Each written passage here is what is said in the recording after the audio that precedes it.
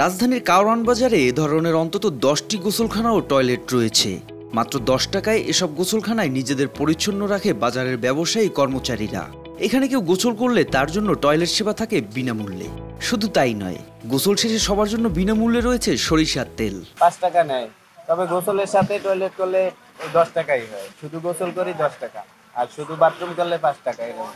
একত্রে করলে ওটা ওই মানে ওরকম ধরে না যে আর 5 টাকা আলাদা লাগবে, এরকম 10 টাকাই হয়। তবে হলো বাজারে মানে আমরা ব্যাচেলার থাকি, কাজ করি, এই জায়গায় কোথায় যাবো, অনেক সুযোগ সুবিধা আছে।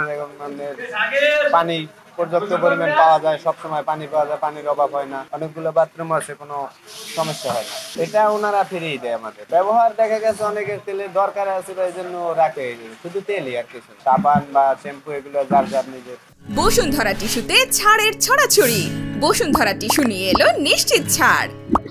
এখানেই শেষ নয়, ব্যবসায়ীদের সাথে থাকা টাকা, মোবাইল ও অন্যান্য প্রয়োজনীয় সবকিছু রাখার জন্য রয়েছেন রসিকতা সম্পন্ন এই ম্যানেজার। বাথরুম করে, তারপরে গোসল করে তেল পানি দেয়, দাঁত মাজে, এইসব সিস্টেম। সব কতজন 10 টাকাও দেয়, কতজন 15 টাকাও দেয়। বাইরের সাইডে মানুষ আইলে তাহলে 15 টাকাই দেয়, আর বাজারের কাস্টমার যদি এটি 10 টাকাই। বাকি যায় আন মাঝে মধ্যে বাজারের মানুষ এলে সব পরিচিত হয়ে গেছে, আবেদন নাই, এই হিসেবে বাকি দিয়ে খাই 30 হিসেবে। তেলের কোনো পয়সা দেয়, তেল আমার নিজের টাকা দিয়ে। শীতে বেশি লাগে, আমি কি করবো, তেল এতদিন কিনলাম 20 টাকা হয়ে গেল গা, বুঝছেন?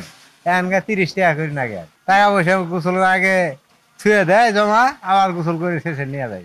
বাজার মানুষ তখন সব ছিল পরিচিত। এত সব সুবিধা দেওয়ার পরেও অনেকে আবার টাকা না দিয়েই চলে যায়। প্রতি 10 জনে 3-4 জনই গোসল টয়লেট শেষে টাকা না দিয়ে চলে যায়। এখানে আপনার অনেকে আছে, অনেক রকম, কেউ আস্তে আস্তে, কেউ ভালো আছে, আবার কেউ টাকা মনে না থাকলে পরেও দেয়। মানে 10 জন গোসল করলে পরে 6 জনই টাকা দেয় না আমার জানা মতে, আর 4 জন আছে, 2 জন বাকি আর 2 জন নগদ। তার উপরে শীতের মৌসুম, সরিষার তেল ফ্রি পেয়ে অন্যান্য সময়ের থেকে সবাই একটু বেশিই মাখছেন। সাবান আমার কিরা তেল হের মালিকের, হ্যাঁ ফ্রি ভাই একটা সব আজ একটু কম মাখছে, নিজের একটু কম হইতো, মানে মাখতাম সব এককালে, আর সব জায়গায় যাওয়া যায় না। দুপুরের দিকে গোসলখানায় জমে ওঠে এক ভিন্ন পরিবেশ।